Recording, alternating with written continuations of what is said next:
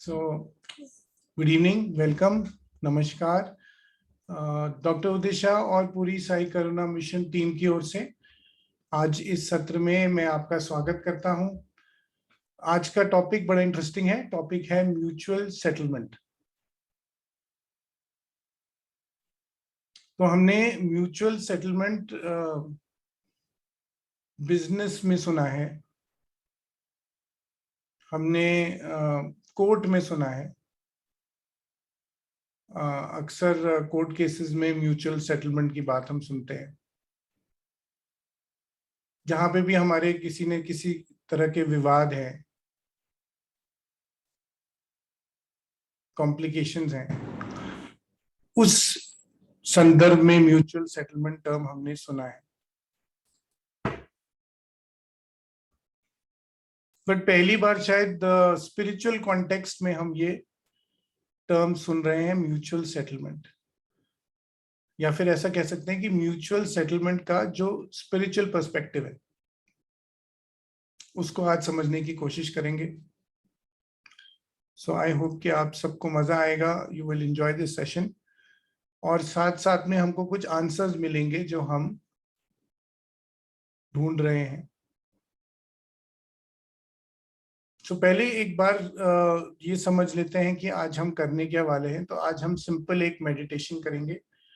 उस मेडिटेशन में हम आज म्यूचुअल सेटलमेंट करने वाले हैं। अब ये म्यूचुअल सेटलमेंट की प्रक्रिया क्या होगी, ये किसके साथ करेंगे, क्यों करेंगे, इसको एक बार समझते हैं। सो आई होप आप सब अपनी स्क्रीन पे देख पा रहे हैं। क्यों करना है mutual settlement? What is the need to do mutual settlement? इसकी जरूरत क्या है, इसकी आवश्यकता क्या है? सबसे पहला सवाल। तो अगर हम कर्मा थ्योरी में बिलीव करते हैं, अगर हम कर्म को मानते हैं, और इतने सारे सेशंस में हम इसको बहुत डिटेल में डिस्कस कर चुके हैं। जो लोग नए हैं वो डॉक्टर उदिशा की यूट्यूब चैनल पे जाकर पुरानी वीडियोस को देख सकते हैं, और जो लोग अपने आप को रिफ्रेश करना चाहते हैं वो भी उनको देख सकते हैं। तो हम सब जानते हैं कि जो हमारे कर्म हैं उनके साथ दो ही ऑप्शन होते हैं, दो ही उपाय होते हैं। एक होता है डील करना और एक होता है उनको हील करना। करेक्ट? तो जब हम म्यूचुअल सेटलमेंट नहीं करते हैं अपने विवादों का, अब ये विवाद हमारे बिजनेस पार्टनर से हो सकते हैं, हमारे स्पाउस से हो सकते हैं, हमारे पड़ोसी से हो सकते हैं, हमारी रिलेशनशिप्स में हो सकते हैं। ये सारी चीजें तो हम समझ रहे हैं कि इस तरह से भी म्यूचुअल सेटलमेंट या इस तरह के विवाद होते हैं जिनमें म्यूचुअल सेटलमेंट हो सकता है। और कौन कौन सी चीजें हैं जिसमें म्यूचुअल सेटलमेंट हो सकता है? तो आप लोग प्लीज चैट बॉक्स में अपने कमेंट्स लिखिए, मुझे बताइए कि आपके हिसाब से जो एग्जांपल्स मैंने दिए उनके अलावा ऐसी कौन सी चीजें हैं जिनमें म्यूचुअल सेटलमेंट हो सकता है। तब तक इस जर्नी को आगे कंटिन्यू करते हैं। स्क्रीन पर देखिए कि या तो हमें अपने कर्मों के लिए पनिशमेंट लेनी पड़ेगी, यानी अपने कर्मों को भुगतना पड़ेगा, उनको न्यूट्रलाइज करना पड़ेगा, उनको शून्य करना पड़ेगा, और या फिर उनको हील करना पड़ेगा, कॉन्शियसली अपनी अवेयरनेस को बढ़ाकर उनको म्यूचुअली सेटल करना पड़ेगा। जैसे हम सब जानते हैं कि कर्म में हमेशा दो पार्टीज इन्वॉल्व होते हैं, एक करने वाला होता है और एक उसको सहने वाला होता है या विक्टिम होता है। और फिर धीरे धीरे करके कर्म इतने कॉम्प्लिकेटेड हो जाते हैं कि ये नहीं पता चलता कि विक्टिम कौन है और एग्रेसर कौन है। तो म्यूचुअल सेटलमेंट की आवश्यकता कब कब किन किन परिस्थितियों में पड़ती है? जब फ्रिक्शन ऑफ माइंडसेट हो, यानी कि हम अपने परिवार में बहुत सारे लोग साथ रहते हैं लेकिन हमारे एटीट्यूड्स को लेकर फ्रिक्शन है, हमारी विचारधारा को लेकर फ्रिक्शन है, हमारी सोच को लेकर फ्रिक्शन है, हमारे नजरिए को लेकर फ्रिक्शन है, उस वक्त भी हमें म्यूचुअल सेटलमेंट की जरूरत है। जब हमारी जनरेशन और हमारी बच्चों की जनरेशन के विचार मैच नहीं करते, तब भी हमें म्यूचुअल सेटलमेंट की जरूरत है।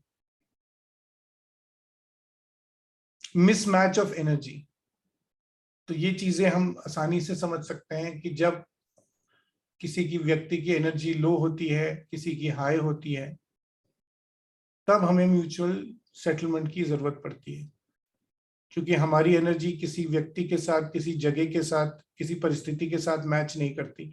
हमें बार बार ऐसा लगता है कि हम आउट ऑफ प्लेस हैं, हम गलत आदमी के साथ हैं, हम गलत स्पाउस के साथ हैं, हम गलत बिजनेस पार्टनर के साथ हैं, हम गलत जॉब में हैं, हम गलत शहर में रह रहे हैं। तभी भी हमें म्यूचुअल सेटलमेंट की जरूरत पड़ती है। कर्म हमारे बीच में आ जाते हैं, जैसे कि हमने पिछले स्लाइड में समझा। कर्म जब बार बार हमारे बीच में आते हैं, हमारी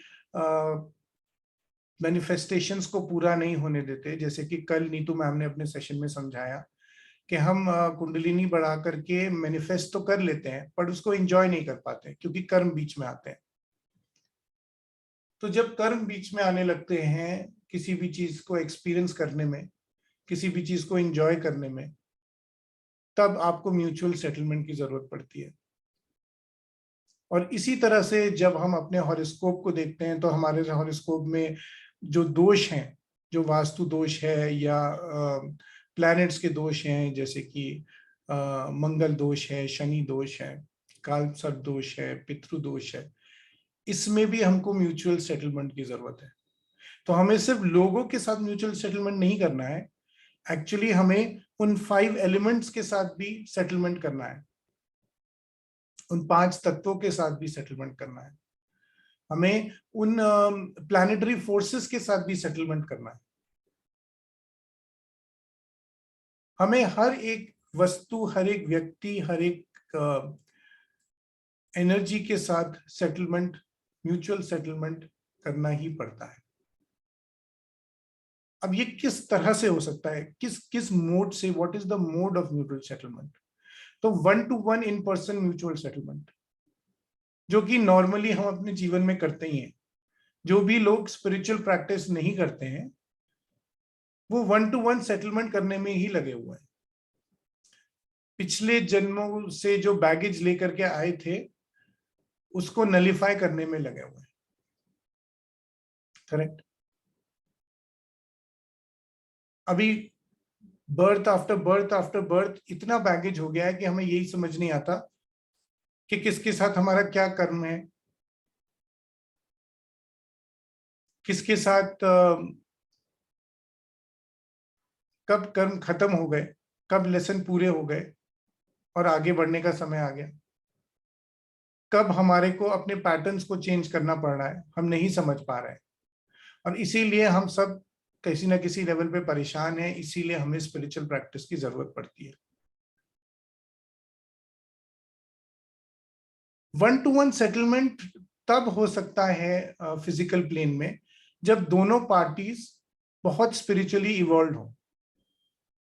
यानी कि अगर आप और आपका जो पार्टनर है, जिसके साथ आपका कर्म जुड़ा है, चाहे वो आपका बिजनेस पार्टनर है, स्पाउस है, कोई कम्युनिटी है, कोई कंपनी है जिसका प्रोडक्ट आपने लिया हो, तब हो सकता है जब दोनों पार्टीज स्पिरिचुअली इवॉल्व हो, यानी कि दोनों की चेतना बढ़ी हुई हो, दोनों की कॉन्शियसनेस हाई हो। केवल उस स्थिति में ही आपका म्यूचुअल सेटलमेंट फिजिकल लेवल पे हो सकता है। फिजिकल लेवल पे मतलब सिटिंग अक्रॉस द टेबल, कि आप कॉन्शियसली आपने रियलाइज किया कि अब इस कर्म को नलिफाई करने का समय आ गया है, इस कर्म को शून्य करने का समय आ गया है, खुद भी फ्री होने का समय आ गया है और सामने वाले को भी फ्री करने का समय आ गया है। तो आप टेबल के अक्रॉस बैठे, आपने अपनी बातचीत की, आपने अपने कंसर्न्स एक्सप्रेस किया, आपने अपने एंग्विश एक्सप्रेस किया, अपनी अपनी पीड़ा बताई, दूसरे ने उसको समझा, दूसरे ने अपना वर्जन बताया, अपना एक्सप्लेनेशन दिया, और फिर हमने एक म्यूचुअल सेटलमेंट पे हम अग्री कर गए। ये केवल तब पॉसिबल है जब दोनों पार्टीज इन्वॉल्व या जितनी भी पार्टीज इन्वॉल्व हैं उनका एवोल्यूशन हो चुका हो, वो स्पिरिचुअली इवॉल्व हो चुके हैं। और अगर ऐसा नहीं होता है तो महाभारत होती है, राइट? तो जो जैसे अभी हम नेक्स्ट स्लाइड में भी देखेंगे, जो कर्म महाभारत के टाइम पे सेटल नहीं हुए वो आज तक भी पेंडिंग चले आ रहे हैं। जैसे कि अर्जुन और दुर्योधन के बीच में जो प्रॉपर्टी का विवाद था वो आज तक चला आ रहा है, और उसकी क्योंकि उस टाइम पे उसका म्यूचुअल सेटलमेंट नहीं हुआ, तो आज की डेट में कितने सारे ब्रदर्स के बीच में प्रॉपर्टी को लेकर डिस्प्यूट है, सिबलिंग्स को लेकर के प्रॉपर्टी के पीछे डिस्प्यूट है, क्योंकि वो पैटर्न उस समय नहीं तोड़ा गया, इसलिए आज तक उस पैटर्न को सब कैरी फॉरवर्ड कर रहे हैं। तो वो क्या तरीका है जिससे हम बहुत क्विक म्यूचुअल सेटलमेंट कर सकते हैं, और आज हम क्या करने वाले हैं? तो आज हम एस्ट्रल लेवल पे म्यूचुअल सेटलमेंट करने वाले हैं। तो एस्ट्रल लेवल मतलब कोई फिजिकल लेवल पे हम म्यूचुअल सेटलमेंट नहीं करेंगे, हम मेडिटेटिव स्टेट में जाकर के कल्पना करेंगे कि वो व्यक्ति, वो लोग, वो कम्युनिटी, वो एलिमेंट, वो प्लैनेट जिसके साथ हम म्यूचुअल सेटलमेंट करना चाहते हैं, इवन वो बीमारी जिसके साथ हम म्यूचुअल सेटलमेंट करना चाहते हैं, आज एस्ट्रली हमारे सामने है, और हम उसके साथ अपना फुल एंड फाइनल सेटलमेंट करने वाले हैं। तो इस प्रोसेस को करने के लिए सिर्फ दो चीजें याद रखनी है। एक, ब्रेन का, लॉजिक का इस्तेमाल नहीं करना है, करेक्ट? ब्रेन का, लॉजिक का इस्तेमाल करेंगे तो हमें याद आता रहेगा कि एक्चुअली तो उसकी ज्यादा गलती है, हमारी कम गलती है। ये नहीं करना है, क्योंकि हमने एक डिसीजन लिया है कि अब हमें इसे छोड़कर आगे बढ़ना है। ओके? और हार्ट से, दिल से म्यूचुअल सेटलमेंट करना है, फेक नहीं करना है, अपने आप को, सामने वाले को बेवकूफ नहीं बनाना है। हार्ट से, दिल से सेटलमेंट आज करने वाले हैं हम लोग। ऑलराइट? हम सब जानते हैं कि जो अर्थ है वो एक स्कूल है, और अर्थ स्कूल में ही जब हम फेल हो जाते हैं, अपने लेसन सीखने में समर्थ नहीं होते, जब फ्लंक हो जाते हैं, तो हमको वापस उन्हीं लेसन्स को रिपीट करना पड़ता है। इसीलिए हमें बार बार जन्म लेने पड़ते हैं, इसीलिए हम फ्री नहीं हो पाते, इसीलिए हम मुक्त नहीं हो पाते, इसीलिए हम लाइफ एंड बर्थ के साइकिल में फंसे रहते हैं। तो हम पहले भी बहुत सारे सेशंस में डिस्कस कर चुके हैं कि जो भी रेजोल्यूशन है वो अर्थ पे ही होना है। तो कुछ लोग ये एक गलत धारणा बना करके बैठे रहते हैं कि मेरे मरने के बाद सब अपने आप सेटल हो जाएगा, या लोगों को लगता है कि अगर वो इस इशू को अभी सेटल नहीं करेंगे और पेंडिंग छोड़ देंगे तो उनकी मृत्यु के साथ ये इशू समाप्त हो जाएगा। बट हम सब जानते हैं कि ऐसा नहीं होता। हमारे कर्म हमारी नेक्स्ट लाइफ में हमारे साथ जाते हैं, और आज भी जो कर्म हम एक्सपीरियंस कर रहे हैं, चाहे वो पॉजिटिव एक्सपीरियंसेस हो, नेगेटिव एक्सपीरियंसेस हो, वो पिछले जन्मों से कैरी फॉरवर्ड है। तो ये सबसे इंपॉर्टेंट रीजन है, ये वो वजह है जिसकी वजह से म्यूचुअल सेटलमेंट करना बहुत ज्यादा जरूरी है। क्योंकि अगर आप आज म्यूचुअल सेटलमेंट नहीं करेंगे तो वो कैरी फॉरवर्ड हो जाएगा, उस पर इंटरेस्ट लग जाएगा, ब्याज लग जाएगा, और नेक्स्ट लाइफ में और भी ज्यादा भरपाई करनी पड़ेगी। सो जैसे कि लेफ्ट साइड में ये इमेज के द्वारा दर्शाया गया है कि हेवन और हेल आपको यहीं पर सेटल करना पड़ेगा। मृत्यु के बाद आपको कोई हेवन हेल नहीं मिलने वाला है जिसमें कि सेटलमेंट होगा। जैसे कि आप काफी लोग जिन्होंने अगर कोर्ट का एक्सपीरियंस लिया होगा वो जानते होंगे कि कोर्ट में भी हमारे मुकदमे बहुत सालों साल चलते हैं, और कोई ना कोई एक पार्टी नीचे ट्रायल कोर्ट में जीतती है, फिर वो अपील होती है, फिर अपीलेट कोर्ट में जीतती है, और काफी सारे केसेस में ऐसा होता है कि अल्टीमेटली कोर्ट कहती है कि आप इसको म्यूचुअली सेटल कर लीजिए। तो यानी कि लीगल प्रोसेस में भी, कोर्ट में भी हमको इवेंचुअली म्यूचुअल सेटलमेंट करना ही पड़ता है।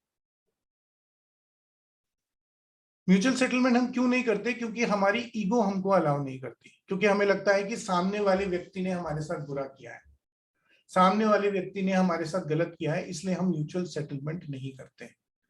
और फिर हम उसे धमकी देते हैं that I will see you in court. But court में भी इवेंचुअली मतलब काफी सालों तक मुकदमा लड़ने के बाद म्यूचुअल सेटलमेंट ही करना पड़ता है। तो उसको लटकाने के बजाय, उसे खींचने के बाद बजाय आज हम उस म्यूचुअल सेटलमेंट को अभी करने वाले हैं।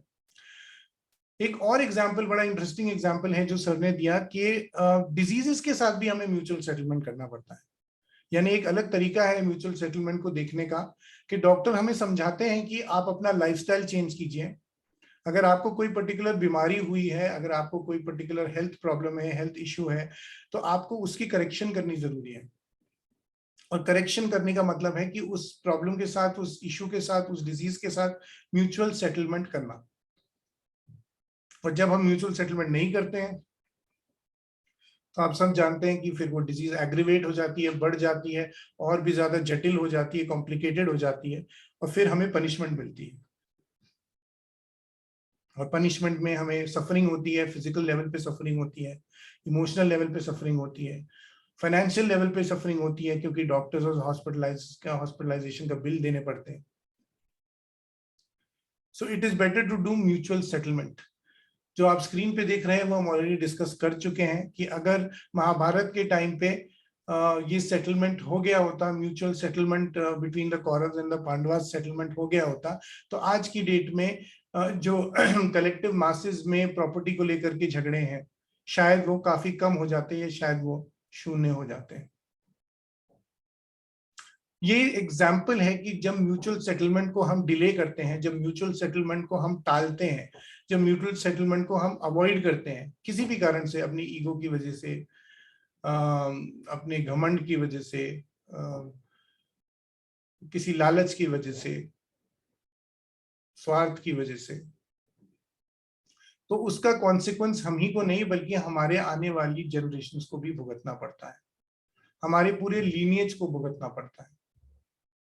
इसलिए म्यूचुअल सेटलमेंट, छोटे से छोटे इशू का म्यूचुअल सेटलमेंट करना बहुत जरूरी है। यही सबक है आज का। अब ये प्रोसेस समझ लेते हैं। एक फ्लो चार्ट आपके सामने है, बहुत सिंपल प्रोसेस है आज का। आज हम म्यूचुअल सेटलमेंट करेंगे, मेडिटेटिव स्टेट में जाएंगे, अपने इश्यू को रिकॉग्नाइज करेंगे, अपनी प्रॉब्लम को पहचानेंगे, अपने डिस्प्यूट को पहचानेंगे,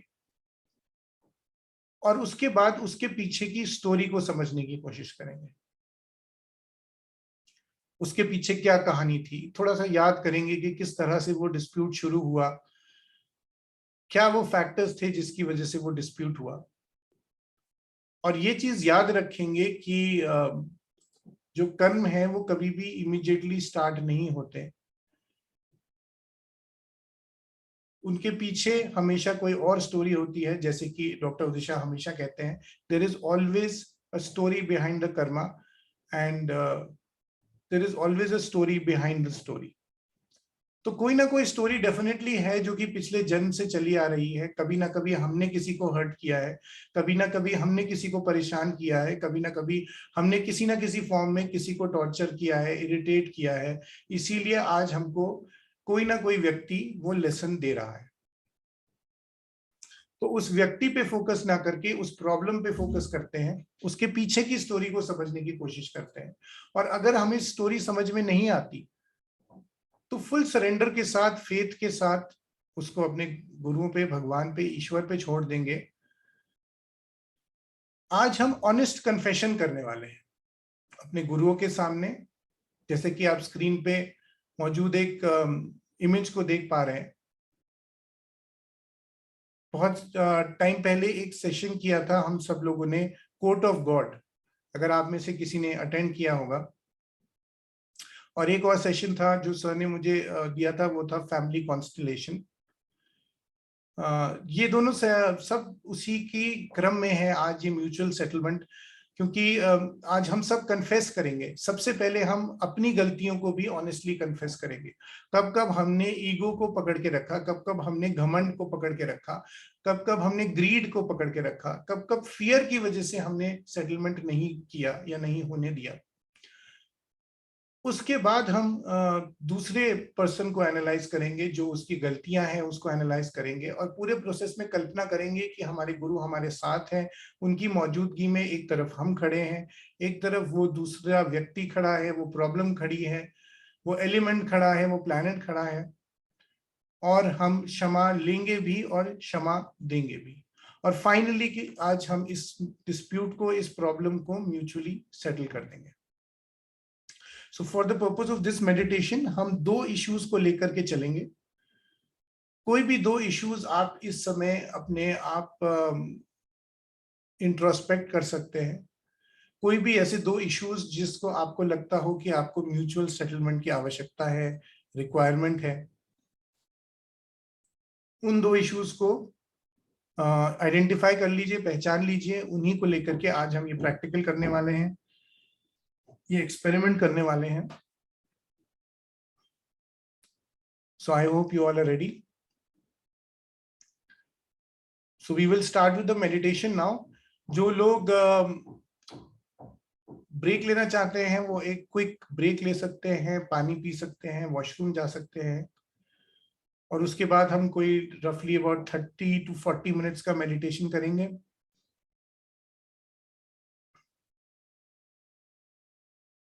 मीनवाइल मैं आप सबसे शेयर करना चाहूंगा कि शिरडी रिट्रीट अनाउंस हो चुकी है 16 to 20 जून, जो कि ऑब्वियसली शिरडी में होने वाली है। सो आप में से जो लोग शिरडी रिट्रीट ज्वाइन करना चाहते हैं, प्लीज मेहुल सर को, सौम्या मैम को, या किसी भी एसकेएम टीम मेंबर को कांटेक्ट करके अपने आप को रजिस्टर कर सकते हैं। सो अगर आप रेडी हैं तो प्लीज चैट बॉक्स में लिखिए या थम्स अप का साइन दिखाइए। All right, so let us now start. अपनी आंखें बंद कर लीजिए, एक कंफर्टेबल पोस्चर ले लीजिए।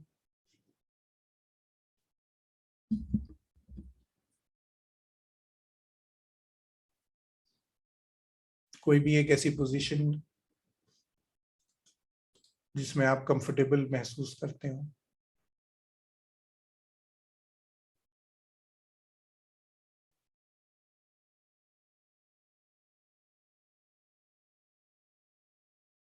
आंखें बंद कर लीजिए।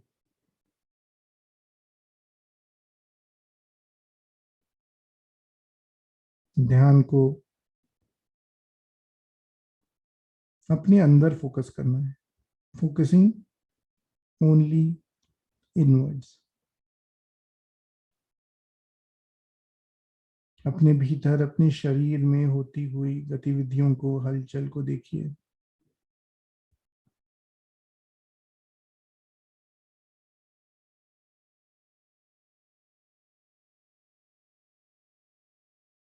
अगर कहीं अकड़न है, अनईजीनेस है,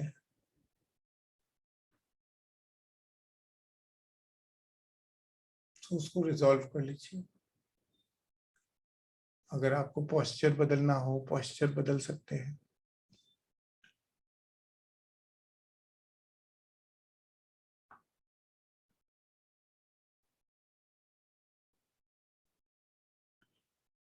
स्वयं को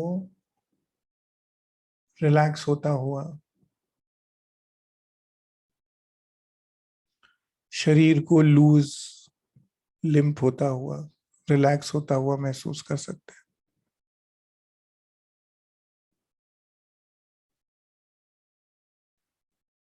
अपनी अवेयरनेस को, अपने ध्यान को अब अपनी सांसों पर ले आइए।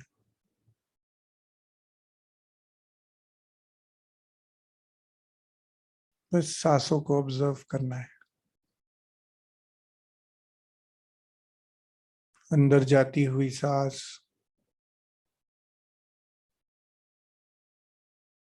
बाहर आती हुई सांस।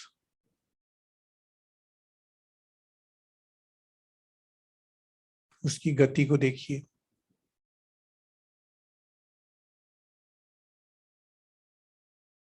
उसके तापमान को देखिए।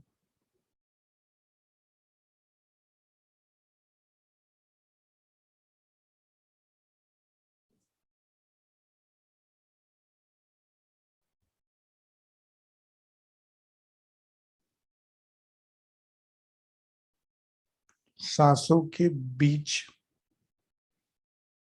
बढ़ते हुए अंतर को, उसको देखिए। कैसे आपकी सांसें और भी ज्यादा गहरी होती जा रही है, मन शांत होता हुआ, विचार शून्य होते हुए।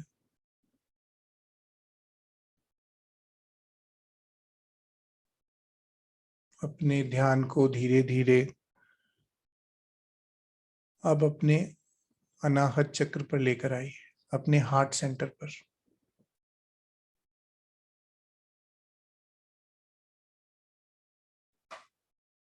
आपके चेस्ट के बीच में, आपके फिजिकल हार्ट के लेवल पर आपका अनाहत चक्र। हरे रंग के इस चक्र को देखिए।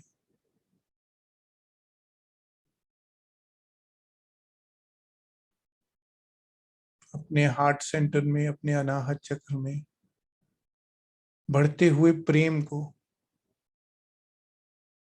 उमड़ती हुई करुणा को महसूस कीजिए।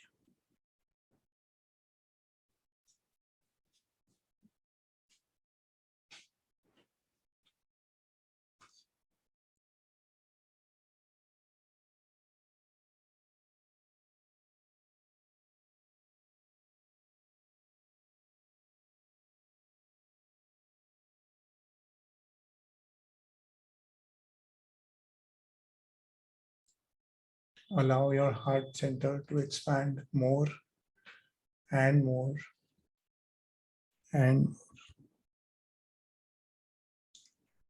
अपने अनाहत चक्र में अब इस प्रेम को और भी ज्यादा बढ़ने दीजिए। अपने अनाहत चक्र को विस्तृत होता हुआ, एक्सपैंड होता हुआ फील कर सकते हैं।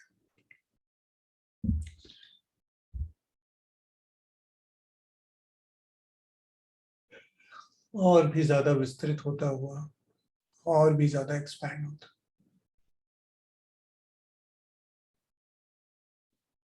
अपने दिल की गहराई से अपने गुरुओं को याद कीजिए, उनका आवाहन कीजिए, उनका नमन कीजिए। Invoke your masters, guides and gurus.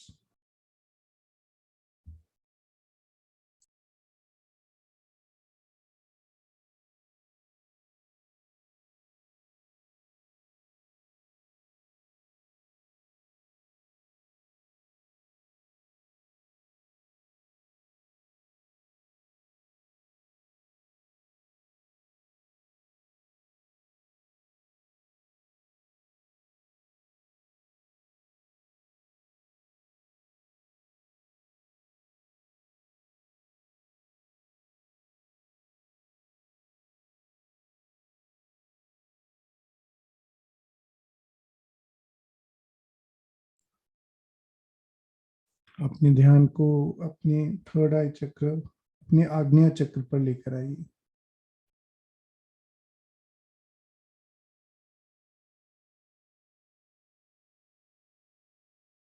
अपनी मन की आंखों में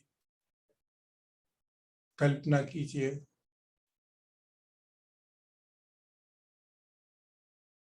कि आपके गुरु, आपके भगवान, ईश्वर, इष्ट, जिस भी फॉर्म में आप उन्हें पहचानते हैं, आपके सामने है।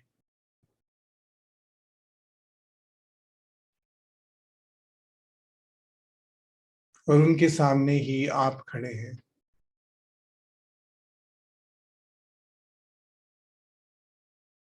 और दूसरी तरफ वो व्यक्ति जिसके साथ आपका कॉन्फ्लिक्ट है, आपका प्रॉब्लम है, इशू है। अपने बिजनेस पार्टनर को, अपने सिबलिंग को, अपने स्पाउस को,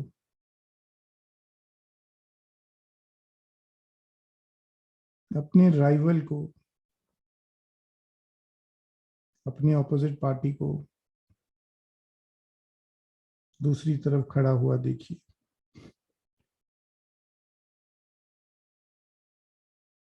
उस एलिमेंट को, उस प्लैनेट को, उस डिजीज को भी देख सकते हैं जिसके साथ आज आप म्यूचुअल सेटलमेंट करने चले हैं।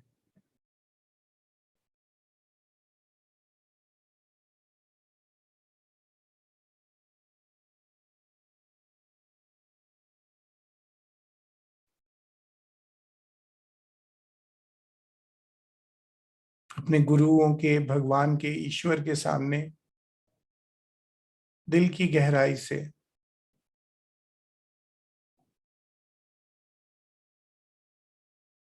आज अपने विपक्ष को, अपने ऑपोजिट साइड खड़े उस व्यक्ति को वो सारी बातें बताइए, वो सारी बातें बोलिए जिन्होंने आपको हर्ट किया।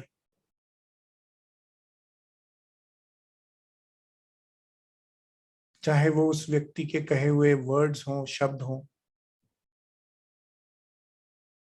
उसका कोई एक्ट हो, कंडक्ट हो, कार्य हो।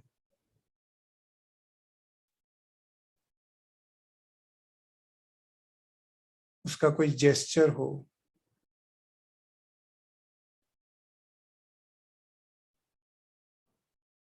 शायद उसकी एब्सेंस हो।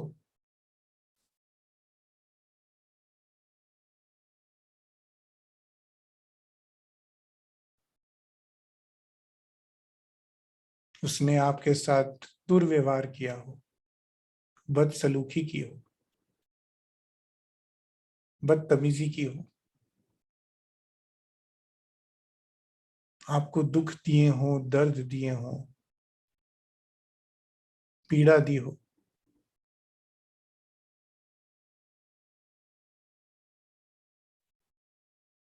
आज अपने गुरुओं के सामने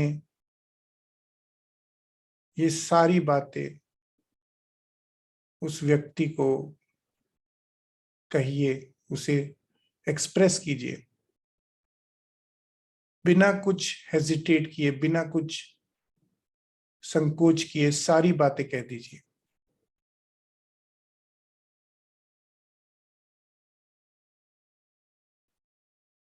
जो जो इल्जाम लगाना चाहते हैं आप इल्जाम लगा सकते हैं।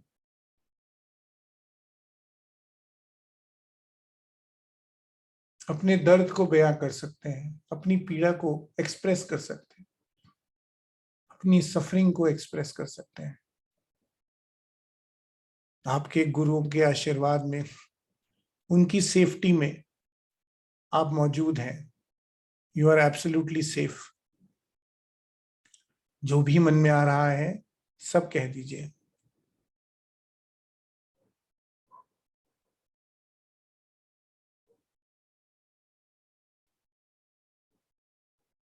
उस सीन को याद कीजिए जब ये प्रॉब्लम सबसे पहले शुरू हुई, जब ये डिस्प्यूट शुरू हुआ।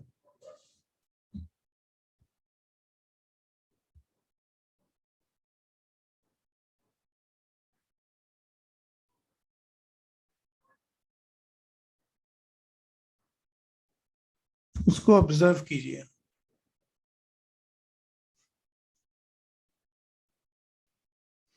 वो क्या कारण थे, वो क्या परिस्थितियां थी, वो क्या वजह थी जिसकी वजह से ये विवाद उत्पन्न हुआ।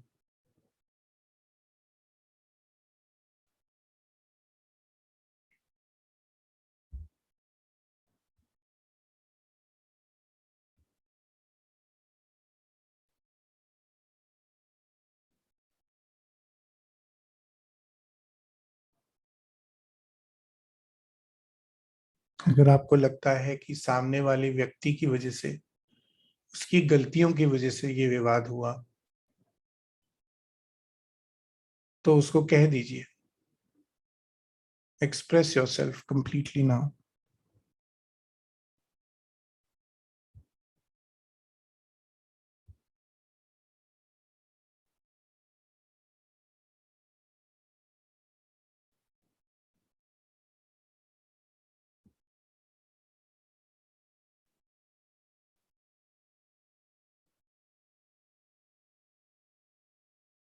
जो भी आपके मन में है सब कह दीजिए।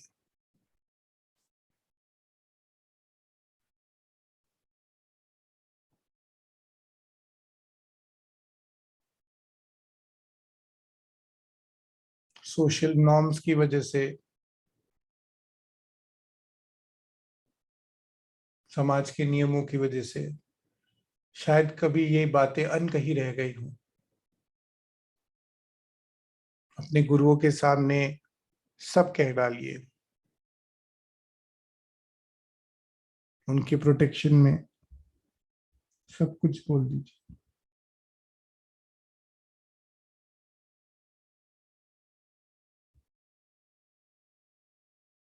एक बार फिर निष्पक्ष भाव से उस सीन को देखिए, उस प्रॉब्लम को एनालाइज कीजिए, ऑब्जर्व कीजिए।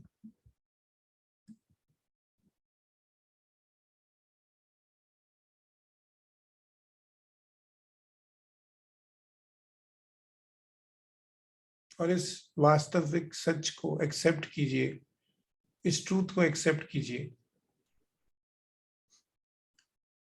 कि शायद इसके पीछे भी कोई पुराने कर्म जुड़े हों।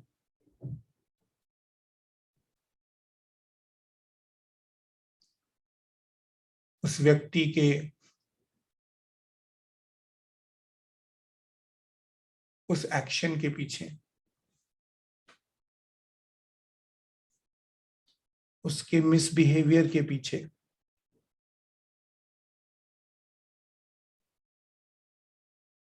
उसकी गलतियों के पीछे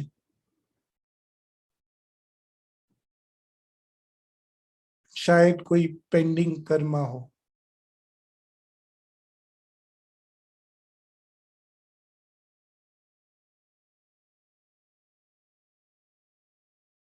जिसको इस स्तर पर हम नहीं समझ पा रहे,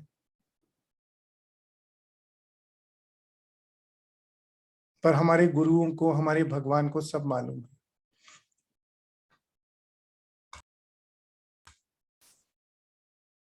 केवल इस सत्य को एक्सेप्ट करना है कि हर कर्म के पीछे कोई ना कोई स्टोरी है। अगर आज कोई व्यक्ति हमें नेगेटिव एक्सपीरियंसेस दे रहा है, तो शायद पिछले किसी जन्म में हमने भी उसे इसी तरह के कुछ नेगेटिव एक्सपीरियंस दिए हों।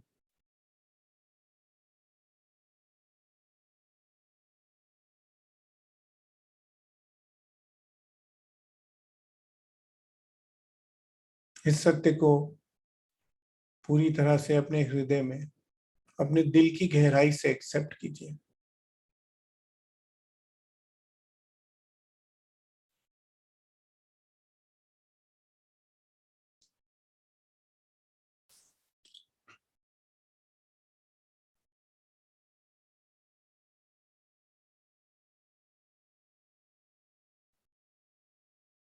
अब अपने ध्यान को अपने गुरुओं की तरफ, अपने मास्टर्स की तरफ करके, उनको फेस करके, उनकी तरफ रुख करके कन्फेशन कीजिए, इकबाल कीजिए उन सब चीजों का, उन सब गलतियों का जो आपने की।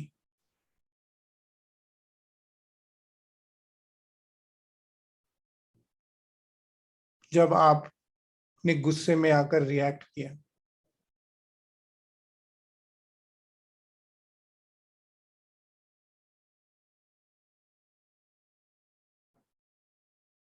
जब ईगो की वजह से आपने ओवर रिएक्ट किया,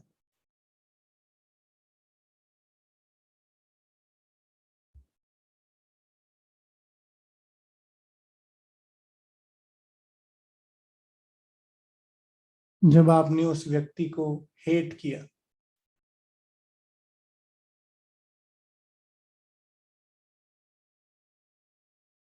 अपने गुरुओं के सामने सब कुछ सच सच कन्फेस कीजिए।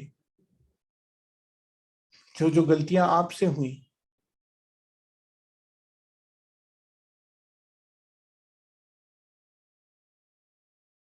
जो जो रिवेंजफुल एक्शंस आपने लिए,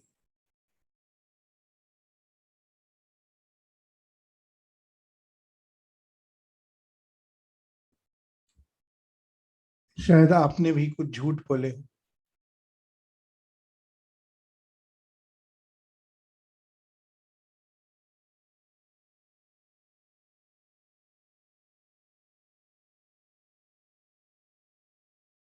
शायद आपने भी सिचुएशन को मिस रिप्रेजेंट किया हो,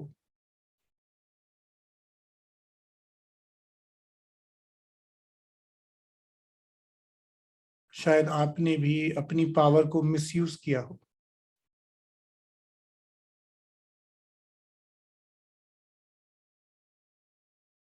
शायद बदले में आपने भी अपशब्द कहे हों, दुर्व्यवहार किया हो।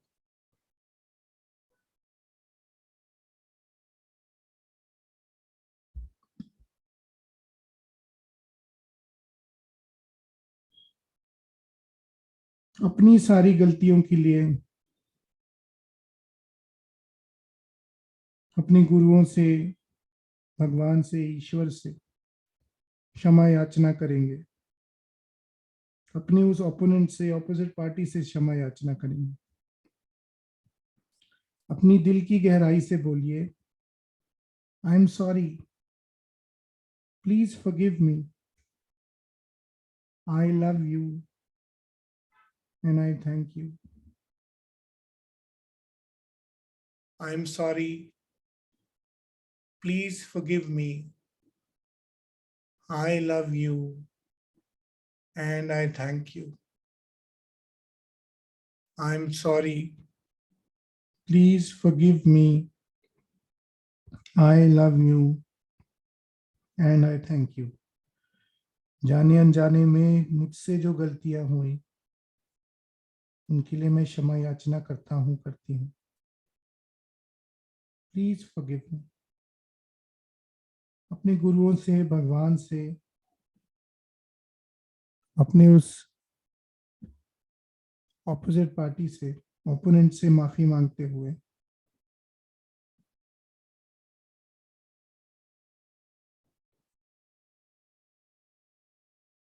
अपने ध्यान को फिर से अपने अनाहत चक्र पर लाएंगे। सारे हीलर्स दिव्य सिंबल्स का प्रयोग करेंगे और बाकी के व्यक्ति कल्पना करेंगे कि एक दिव्य ऊर्जा सहस्रार चक्र से आती हुई आपके अनाहत चक्र तक जा रही है, आपके भीतर प्रेम भरती हुई, करुणा बढ़ाती हुई।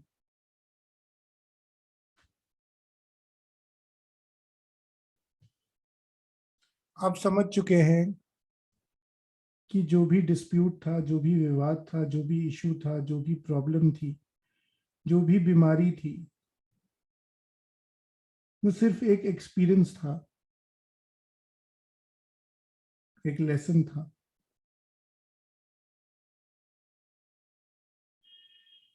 जिसको आपने एक्सपीरियंस कर लिया, जिसको आपने सीख लिया, और अब आप आगे बढ़ने के लिए तैयार हैं।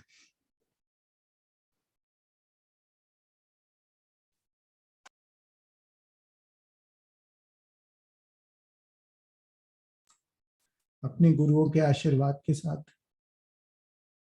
अपनी दिल की गहराई से दिव्य सिंबल्स का, दिव्य ऊर्जा का प्रयोग करते हुए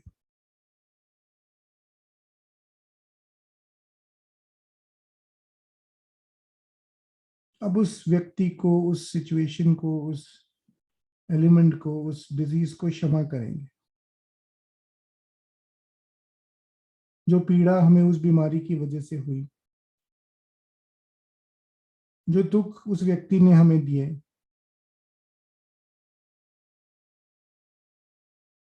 जो प्रॉब्लम्स हमने फेस की, जो नेगेटिव एक्सपीरियंसेस हमें मिले, उन सब से हमने सीखा।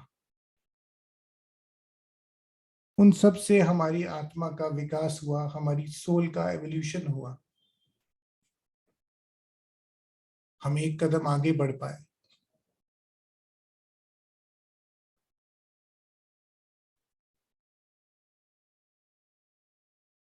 अब आज दिल से क्षमा करते हुए हमेशा हमेशा के लिए म्यूचुअल सेटलमेंट करेंगे।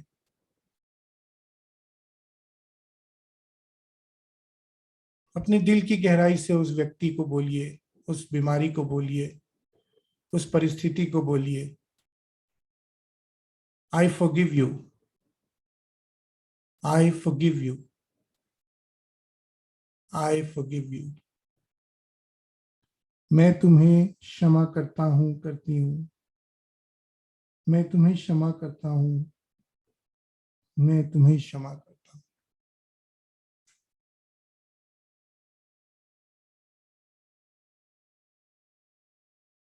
एक बार फिर, अगर इस जन्म में या किसी भी जन्म में मैंने तुम्हें कोई दुख दर्द दिए हों जिसकी वजह से तुमने मेरे साथ ऐसा किया था, तो मैं पुनः तुमसे क्षमा याचना करता हूं। I am sorry, please forgive me. I love you and I thank you. I am sorry, please forgive me. I love you and I thank you. I am sorry, please forgive me. I love you and I thank you. देखिए, आपके क्षमा याचना से दूसरा वो व्यक्ति भी आपको क्षमा कर चुका है। दोनों के भीतर प्रेम, करुणा बढ़ती हुई। देखिए कैसे दिव्य सिंबल्स की मदद से, दिव्य ऊर्जा की मदद से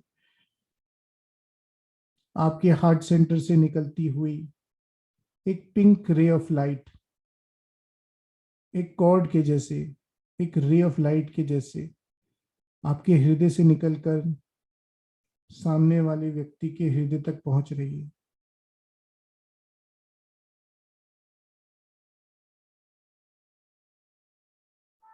प्रेम से भरी हुई, करुणा से भरी हुई ये पिंक कॉर्ड ऑफ लाइट, इसके जरिए सारे दिव्य सिंबल्स को उस व्यक्ति तक भेजिए। नॉन हीलर्स कल्पना करेंगे कि दिव्य ऊर्जा आपके सहस्त्रार चक्र से आती हुई आपके हार्ट तक जाती हुई और आपके हार्ट से आपके सामने खड़े व्यक्ति के हार्ट तक पहुंचती हुई।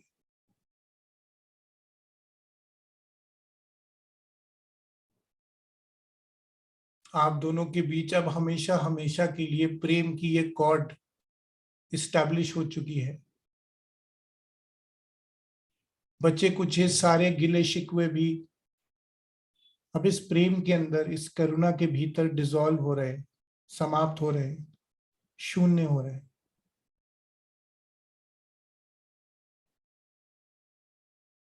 यदि कुछ भी शेष रह गया हो तो वो भी अब इस करुणा में, इस प्रेम में डिसॉल्व होता जा रहा है।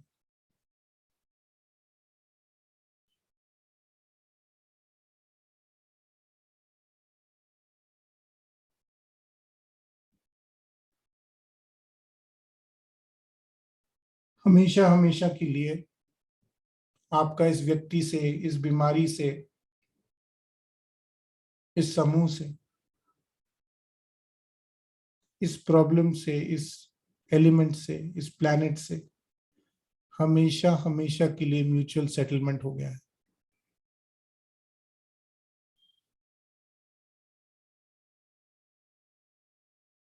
सारे इश्यूज रिजॉल्व हो चुके हैं, सारी समस्याएं समाप्त हो चुकी हैं।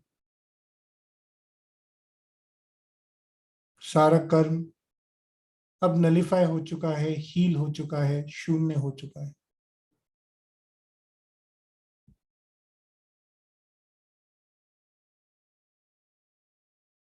अपने मन की आंखों में देखिए कैसे आप और ये व्यक्ति मिलकर अब एक नई शुरुआत कर रहे हैं, प्रेम के साथ, एक्सेप्टेंस के साथ, कंपैशन के साथ।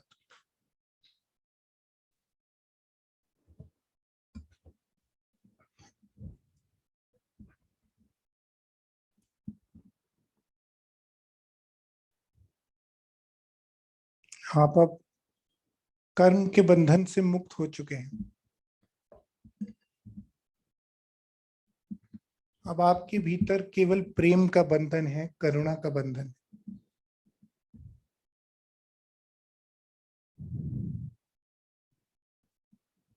अब आप स्वयं भी फ्री हो चुके हैं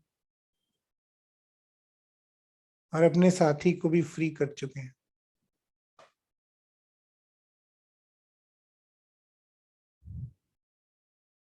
अपने दिल की गहराई से इस व्यक्ति का, प्रॉब्लम का, डिजीज का, बीमारी का धन्यवाद कीजिए। उस एक्सपीरियंस को देने के लिए जिससे आपकी चेतना का विकास हो सका।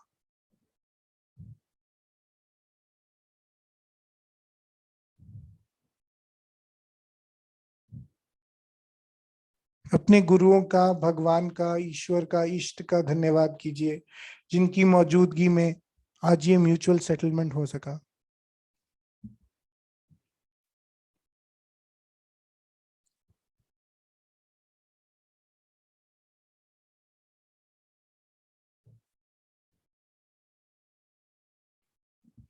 स्वयं अपनी आत्मा का धन्यवाद कीजिए जिसने आगे बढ़ने का निर्णय लिया, जिसने फ्री होने का और फ्री करने का निर्णय लिया, जिसने दिल से आज इस म्यूचुअल सेटलमेंट में पार्टिसिपेट किया।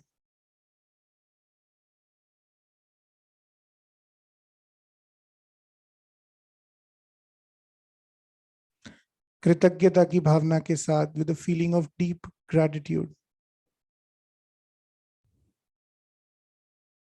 अपने ध्यान को, अपनी चेतना को वापस अपने अनाहत चक्र पर लाइए।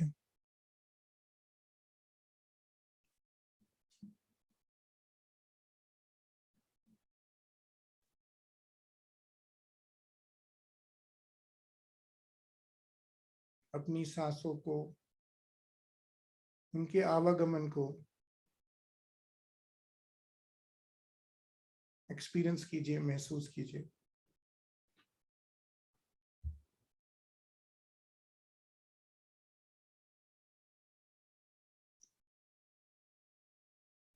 धीरे धीरे अब अपने ध्यान को अपने शरीर पर लाइए। एक बार फिर शरीर में होती हुई गतिविधियों को देखिए। अपने हाथों को, पैरों को महसूस कीजिए।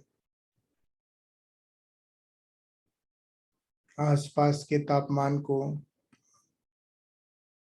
आवाजों को महसूस कीजिए।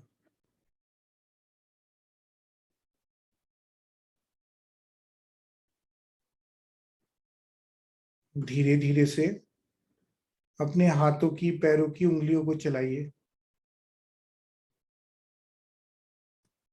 अपने हाथों को, हथेलियों को आपस में मलिए।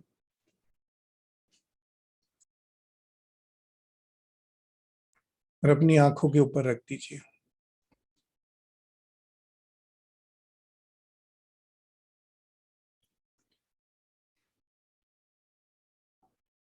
धीरे धीरे अपनी आंखों को खोलिए और इस एनर्जी को पूरी तरह से अपने शरीर में अब्सॉर्ब करिए।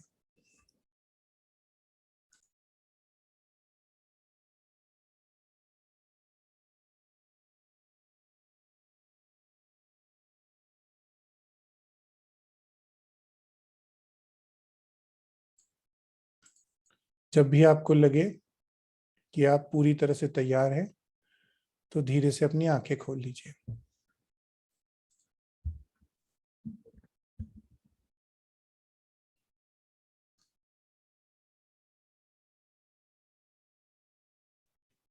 So welcome back. I hope आप सबने इस सत्र को एंजॉय किया। आई नो कि हमने प्रॉमिस किया था कि हम 2 इश्यूज को लेंगे, बट हम एक ही कर पाए। तो जो लोग और इश्यूज के साथ म्यूचुअल सेटलमेंट करना चाहते हैं, वो इस सेशन को यूट्यूब पर रिपीट कर सकते हैं। इस मेडिटेशन को, इस ध्यान को दोबारा से कर सकते हैं। आज के सत्र में जुड़ने के लिए आप सबका बहुत बहुत धन्यवाद। आप सबकी कलेक्टिव एनर्जी की वजह से ही आज हम ये म्यूचुअल सेटलमेंट कर पाए। Thank you so much. Have a nice day and keep smiling.